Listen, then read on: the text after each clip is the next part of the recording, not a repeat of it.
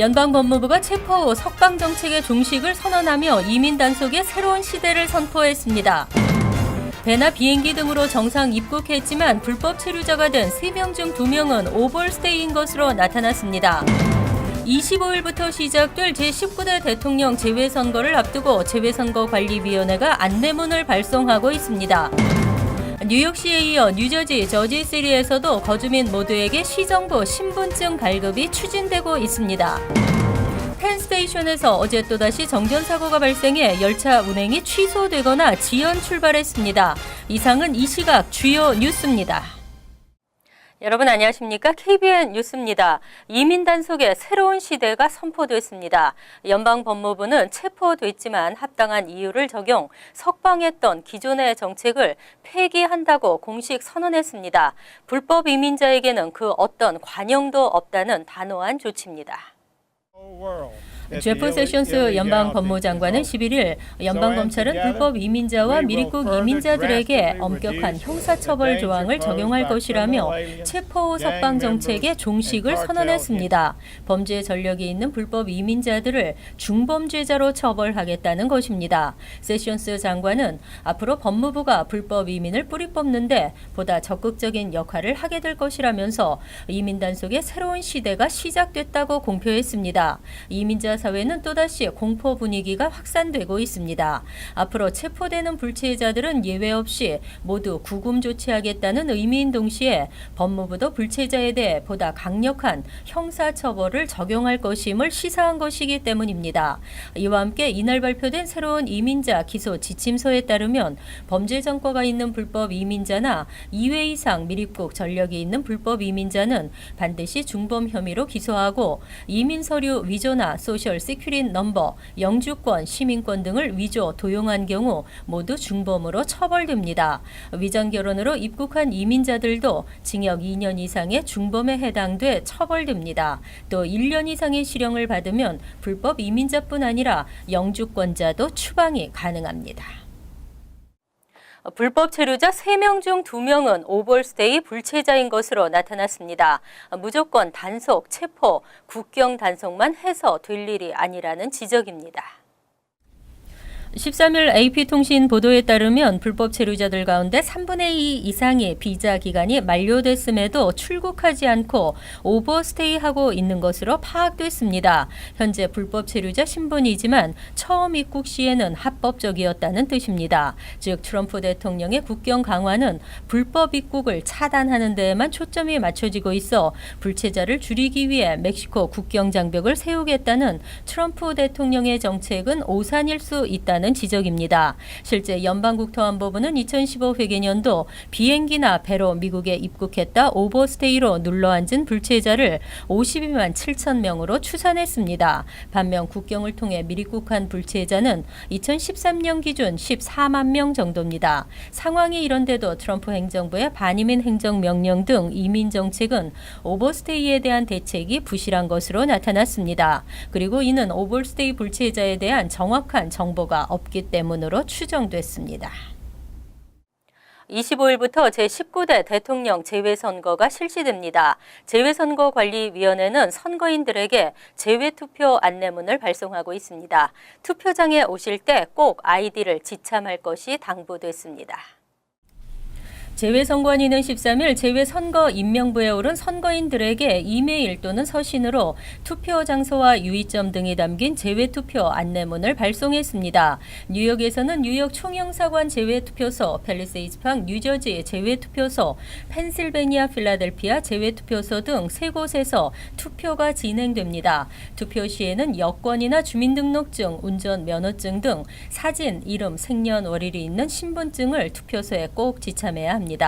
영주권자 재외선거인은 반드시 영주권 카드나 비자를 가지고 가야 합니다. 신분증을 지참하지 않은 경우 투표할 수 없습니다. 17일부터는 본격적인 재외선거 운동기간이 시작됩니다. 재외투표 참여 활동과 관련된 공직선거법에 따르면 누구든지 투표 참여를 권유하는 행위를 할 수는 있으나 가가호호 방문하거나 재외투표소로부터 100m 안에서는 투표 참여를 권유할 수 없고 특정 후보를 지지, 추천, 반대하는 내용을 포함한 투표 참여 권유, 현수막 등 시설물, 인쇄물, 어깨띠를 사용할 수도 없습니다. 금품이나 이익 제공을 약속하면 매수죄에 해당됩니다. 한편 28일에서 30일 뉴욕 총영사관에서는 플러싱 제외 투표소까지 셔틀버스가 운행됩니다. 뉴욕시에 이어 뉴저지 저지시리에서도 거주민 모두에게 시정부 신분증 발급이 추진되고 있습니다. 불법 체류자 이민자들이 생활 속에서 불편했던 점들이 다소 해소될 전망입니다. 저지시리에서도 뉴욕시와 마찬가지로 신분증 발급이 가능해질 전망입니다. 저지시리 의회는 12일 체류 신분에 관계없이 모든 주민들이 받을 수 있는 시정부 신분증 발급 조례안을 상정하고 논의에 들어갔습니다. 신분증은 14세 이상의 주민이면 누구나 신청이 가능하며 발급 수수료는 성인 $15, 18세 미만의 청소년이나 노인은 $7이고 유효 기간은 2년입니다. 저지시리에는 약 22,000명의 불체자들이 거주하고 있는 것으로 추산되고 있습니다. 이들은 이 신분증을 이용해 학교, 관공서에 출입하거나 은행 계좌를 개설할 수 있습니다. 트럼프 행정부의 반이민 정책으로 인해 불체자들에 대한 추방이 잇따르자 저지시리 정부는 신분증을 발급해 이민자를 보호하려는 취지로 마련했습니다. 뉴저지주에서는 유니온시티와 뉴아크 등에서 자체 조례를 마련해 신분증을 발급하고 있습니다.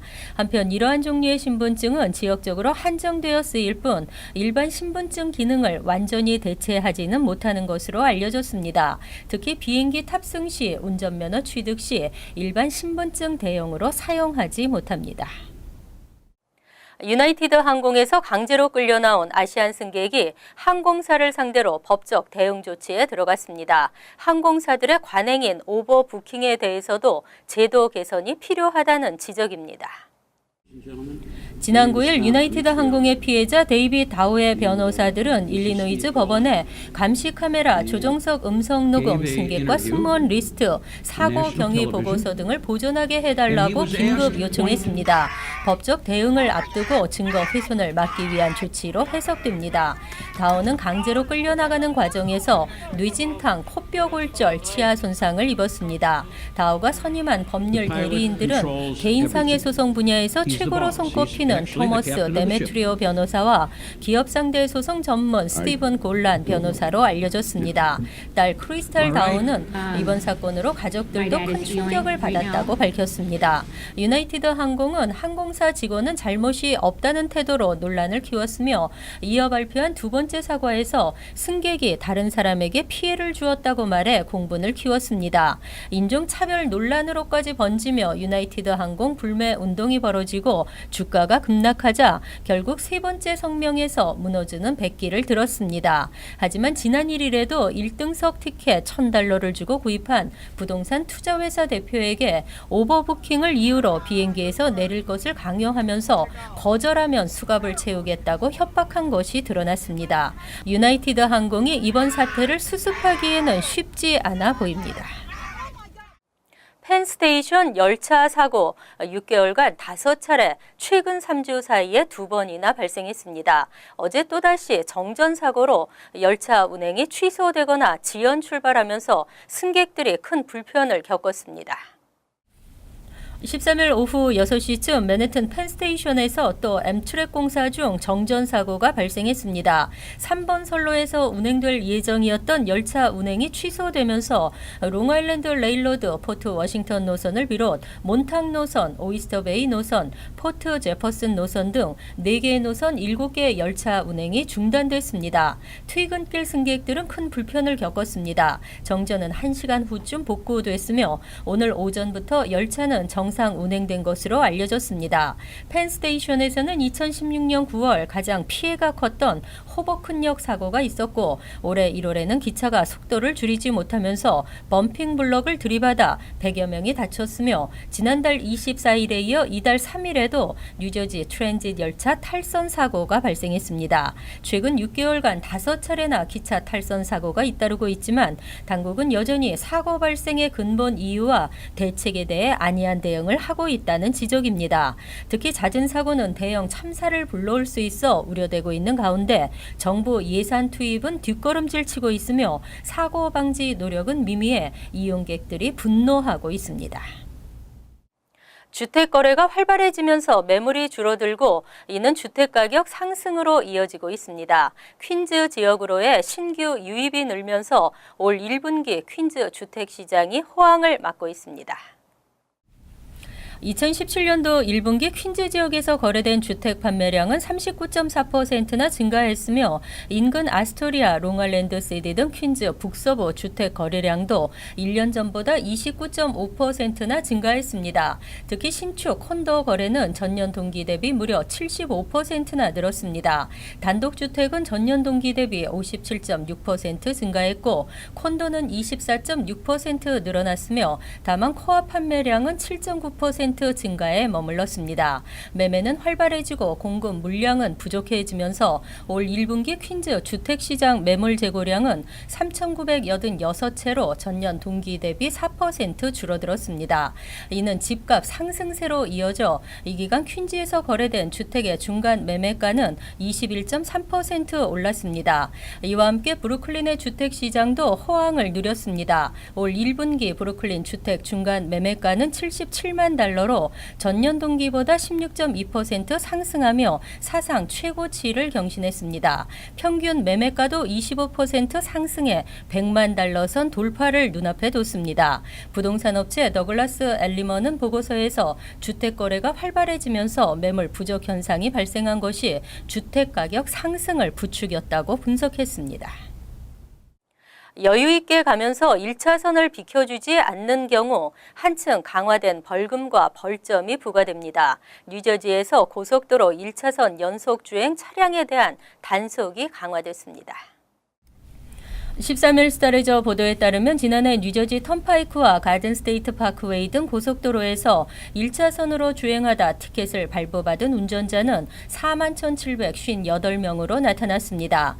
1차선은 추월 차선입니다. 추월 목적이 아닌 이유로 고속도로 1차선을 이용하거나 추월 차량을 방해하는 차량은 단속 대상이 되며 적발되면 벌점 2점에 100에서 300달러의 벌금과 50달러의 과징금이 부과됩니다. 2013년 개정된 관련 규정에 따라 50에서 200달러였던 벌금이 대폭 올랐습니다. 서행 차량을 피해 차선을 변경하다 사고로 이어지는 경우가 많기 때문입니다. 뉴저지를 비롯한 여러 주정부가 고속도로 1차선 연속 또는 서행 운전을 금지하고 있습니다.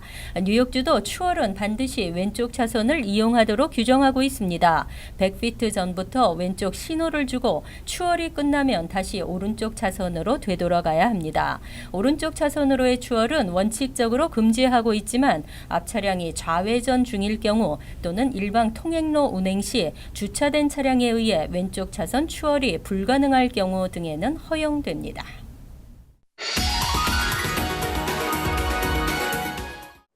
이어서 LA 지역 한인사회 소식입니다. 최근 캘리포니아주 내 한 경찰국에서 영어가 미숙한 것도 불법 체류자 조사 대상이 된다는 지침서를 공개해 논란이 일고 있습니다.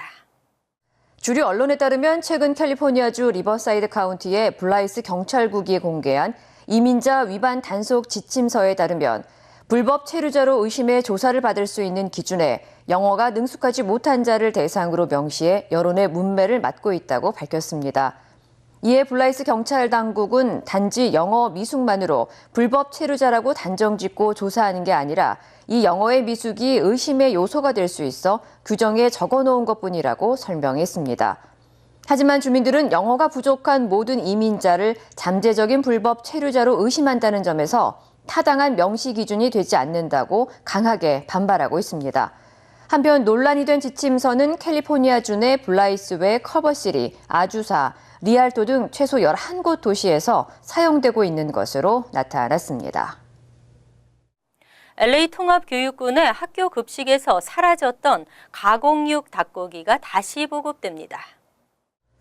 LA 통합교육군은 최근 바람성 위험으로 LA 내 초중고교 학교 급식에서 제외시킨 가공육 닭고기에 대한 학생들의 요구가 증가함에 따라 연간 예산안 최대 $2천만 달러를 새롭게 책정하고 다음 달부터 급식으로 제공하게 됐다고 밝혔습니다. 당국은 본격적인 닭고기 재보급 실시에 앞서 학교 급식 메뉴에 오븐 치킨 등을 선 배급하는 한편 다음 달부터는 버거에 패티, 소세지 등의 닭고기를 추가한다는 계획입니다. 이에 대해 일부 교사와 의사들은 가공육 닭고기는 성장하는 학생들에게 건강상 해로운 영향을 미친다며 보급을 중단할 것을 요구했습니다. 하지만 학교 급식에 사용되는 닭고기는 항생제와 호르몬제가 없는 안전한 제품을 취급하게 된다며 학생들에게 해롭지 않다고 당국은 설명했습니다. 월드리포트입니다. 솔솔 졸음이 오는 봄입니다. 봄이 오면서 운전사고도 늘고 있는데요. 졸음을 참지 못해 잠깐 깜빡하는 사이에 사고가 났습니다. 중국 저장성의 한 고속도로. 핸들을 잡은 버스 운전사의 눈이 반쯤 감겨 있습니다. 버스는 손님들로 가득 찬 상황. 운전사도 졸음을 쫓으려 눈을 한번 크게 떠보지만 이내 눈꺼풀은 천근만근 다시 감기고 맙니다. 우측 전방에서 달리는 화물차와의 거리가 점점 좁혀지고 있지만 졸음에 빠진 운전사는 속수무책인 상황. 결국 화물차를 그대로 들이받고는 겁에 질려 버스를 세우려고 안간 힘을 씁니다. 하지만 이미 때는 늦었고 버스는 중앙분리대까지 들이받고 나서도 40m 가까이 미끄러져 승객 한 명이 사망했습니다. 사고를 낸 운전사는 전날 한숨도 못 잔 것으로 알려졌습니다. Sleepiness has an effect of having you not know how sleepy you are. 졸음운전 사고는 봄이 되면서 급증하는데 미국에서만 해마다 120만 건의 졸음운전 사고가 발생해 8천여 명이 숨지는 것으로 알려졌습니다. 중국 장쑤성 타이저우. 빠른 속도로 달리던 승용차가 갑자기 방향을 틀면서 미끄러지더니 길 밖으로 튀어나갑니다. 그리고는 가정집 지붕에 마치 주차를 하듯 사뿐히 내려앉습니다. 这个插了的，忒响啊的，响啊的我就带下来来，往死了，老婆都赶紧往死插中去， 지붕 위에 올라탄 승용차 운전자는 차창 밖으로 얼굴만 내밀 뿐 이러지도 저러지도 못하는 상황. 결국 운전자는 주민들이 놓아준 사다리를 타고 간신히 내려왔습니다. 大概7、3码吧，给一个小人啊冲过来，后来我就蛮把家方呀，旁边没有个叉子。 운전사는 오토바이를 피하려다 어쩔 수 없이 벌어진 사고라고 주장했지만 경찰은 졸음운전 여부를 조사하고 있습니다. 간추린 소식입니다. 12일 뉴욕 허드슨 강에서 65세 쉴라 아브더스 살람 뉴욕주 항소법원 판사가 시신으로 발견됐습니다. 이틀 연속 출근하지 않아 사무실 직원들이 남편에게 문자를 보냈고 남편은 경찰에 실종 신고를 했습니다. 타살 흔적은 발견되지 않았습니다. 그녀는 미국 최초의 여성 이슬람교도 판사였으며 뉴욕주 항소법원에 근무한 최초의 흑인 판사였습니다. 동료들은 사려 깊고 솔직했으며 소수자를 대변했었다고 회고했습니다. 뉴욕 거주 31세 오티스 구딩은 지난해 11월 전자담배가 주머니에서 폭발해 심각한 화상을 입었다며 LG화학을 상대로 손해배상 청구 소송을 제기했습니다. 폭발한 전자담배 배터리는 중국에서 제조된 LG화학의 리튬 이온 전지였습니다. 구딩은 사고 발생 4개월이 지난 지금도 고통과 악몽 속에 시달리고 있다며 정상적인 생활을 할 수 없다고 주장했습니다. 퀸즈 국제 야시장이 4월 22일부터 10월 28일까지 플러싱 메도우 코로나 공원에서 개장합니다. 매주 토요일 밤 장이 서는 이 행사는 지난 2년여 동안 200여 개가 넘는 업체들이 음식을 판매했고 올해도 파울라스, 서울 풋을 비롯한 40여 개가 넘는 음식 업체들이 참가할 예정입니다. 정식 개장일은 내달 6일 무료 입장이 가능하지만 22일은 정식 개장에 앞서 체험할 수 있는 티켓을 $5에 판매합니다. 뉴욕 한인봉사센터는 7월 7일에서 8월 25일까지 실시되는 2017년 청소년 학예 자원봉사 프로젝트 참가자를 모집합니다. 대상은 뉴욕 거주 만 14세 이상 한인 청소년으로 참가자에게는 봉사활동 인증서와 대통령 자원봉사상이 수여됩니다. KCS와 한국일보는 16년째 이 프로그램을 공동 진행했으며 그동안 1,000명이 넘는 청소년 자원봉사자를 배출해 왔습니다. 환율과 증권 소식입니다.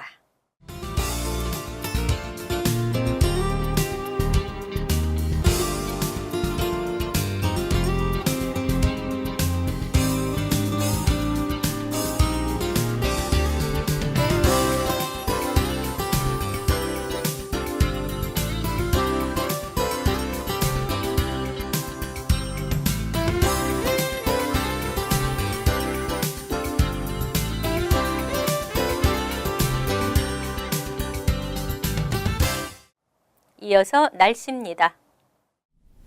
토요일은 차차 흐려지면서 오후에 소나기가 예상됩니다. 낮 최고 기온은 62도, 섭씨 17도, 밤 최저 기온은 58도, 섭씨 14도로 예상됩니다. 일요일은 대체로 맑겠고 다소 더운 초여름의 날씨를 보이겠습니다. 월요일은 화창하겠고 쾌적한 봄날이 예상됩니다. 이상으로 KBN 뉴스를 마칩니다. KBN과 함께 편안한 주말 되시기 바랍니다.